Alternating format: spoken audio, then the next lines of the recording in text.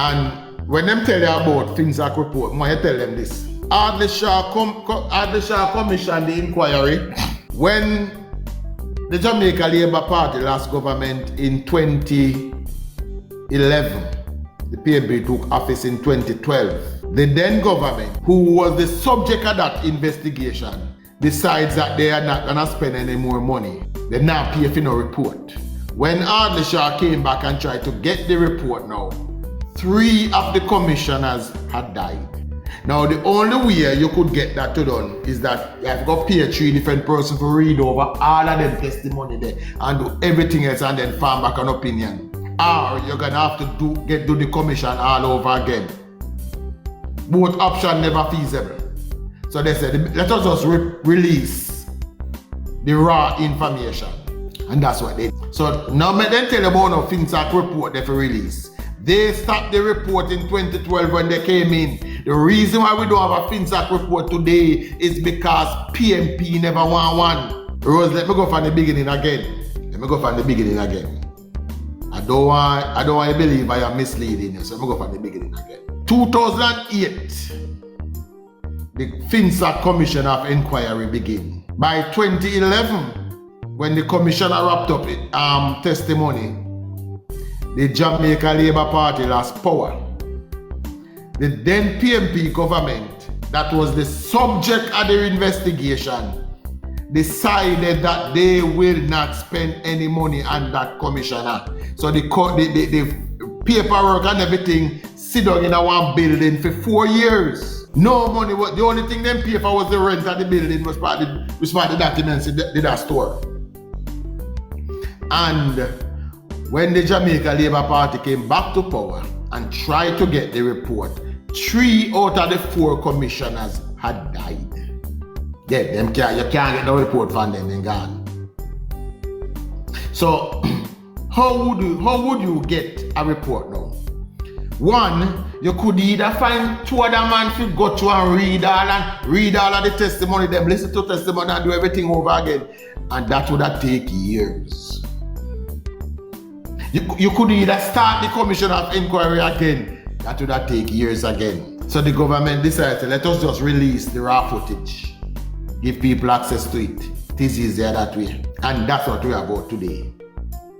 So when you want to question why don't we have the report, why did the PNP stop it when they came to office in 2012? If they didn't stop it then, we would have a report today. We wouldn't have if I'm but, you know. We wouldn't have if I'm but. We would have that report. Whether them like it or not, FINSAC is their legacy. It is Mark Golding's legacy. No, I am not giving you a JLP excuse, Rose. I am telling you that had the PNP not stopped the inquiry when they came in 2012, we would have had the report. All the commissioners were there. All of them were ready to finish the work. But they stopped it. They not spend no more money on the commission. The commission them sit down and wait. They literally wait till them dead. Yes, them wait till them dead for something to say, give us the no, right? So that was it. That is where the money go down the drain. So all of the excuses has to come back. We cannot skip out the 4 years where the people them will sit down and wait. Literally wait until them dead. Literally, David. They wait. 3 of them died. That is why we don't have a report to give. So the government said, let us just release the footage. Let us release the raw testimony. Mark Golding, during that administration, was a minister of government. Rose, I don't know. I don't know how much time I can say it to you, Rose. Yes, the inquiry was completed, but the report was...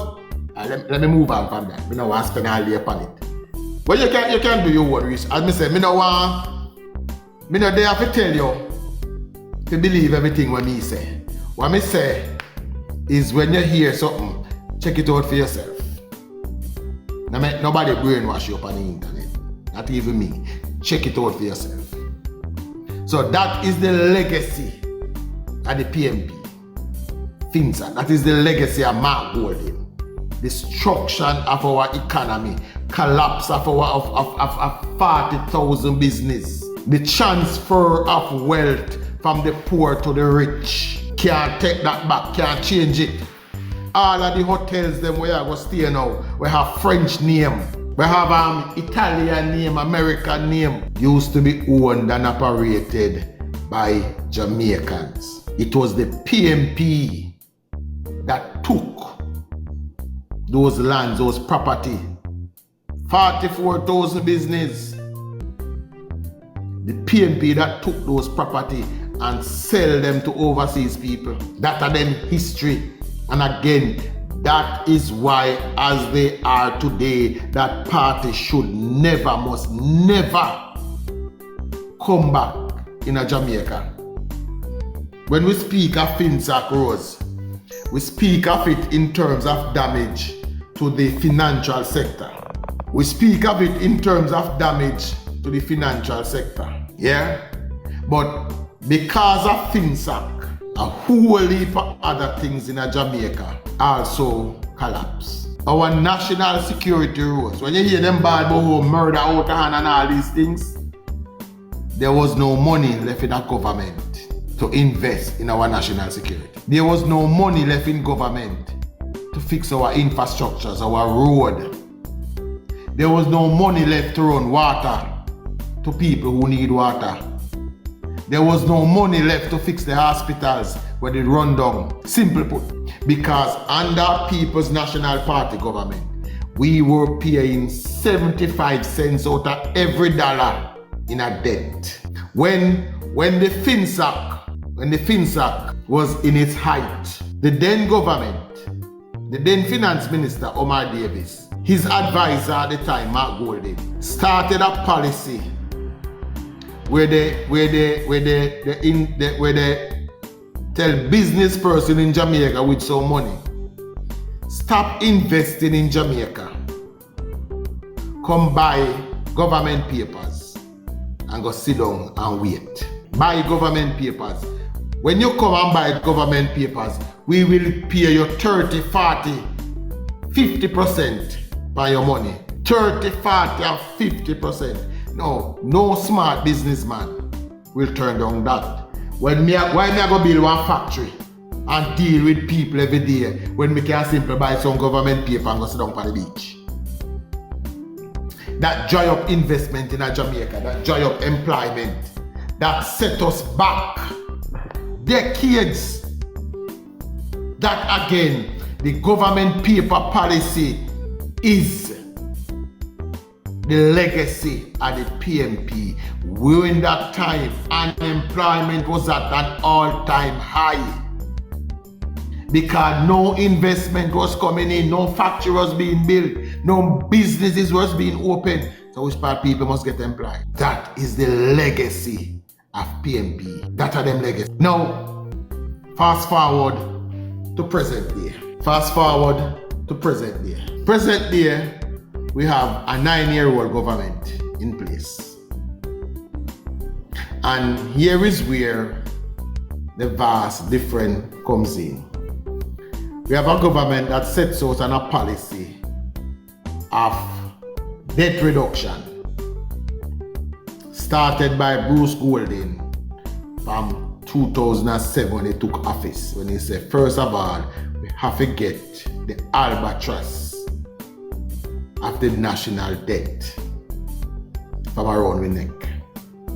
And Rose, again, if you want to know what the albatross is, in 1992, when leadership moved from Michael Manley to P.J. Patterson, the national debt was around $65 billion. Around $65 billion. That was the national debt. By 2007, when the PMP lost government again, Rose, I would love for you to guess, if you're there, you hear me, Rose, if you're in earshot, from 60 billion in 1992. Take a guess, if you can guess, what was the national debt by 2007. Rose, may I throw the question out there to you. Tap up the screen, my people, please. Put some taps on the screen. Share the live. Tell a friend, bring a friend. Rose,